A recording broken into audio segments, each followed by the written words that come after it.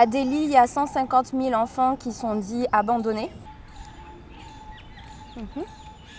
Tara est une organisation pour enfants en situation de grande vulnérabilité. On a 2 ONG, une ONG en France qui s'appelle Chaya France et une ONG en Inde qui s'appelle On y va. Honte des maisons pour enfants qui sont placées parce qu'ils sont en situation de grand danger. Également, on a ouvert récemment un centre de jour pour accompagner les familles et également donner une éducation à des enfants afin d'agir en prévention. Il y a à peu près 15 millions de personnes à Delhi. Sur ces 15 millions de personnes, tu as 50% en fait de gens qui vivent dans ce qu'on appelle des habitats illégaux, donc que ça soit dans la rue ou dans des bidonvilles. Donc ce sont des enfants en besoin de protection qui ont des situations justement avec des abus sexuels, des violences domestiques. La problématique de ces enfants, c'est qu'ils naissent dans un environnement très pauvre et ils vont à l'école jusqu'à 10-12 ans. Ils partent de l'école parce qu'ils peuvent aider financièrement en prenant un petit boulot, souvent dans la rue. Et c'est souvent là où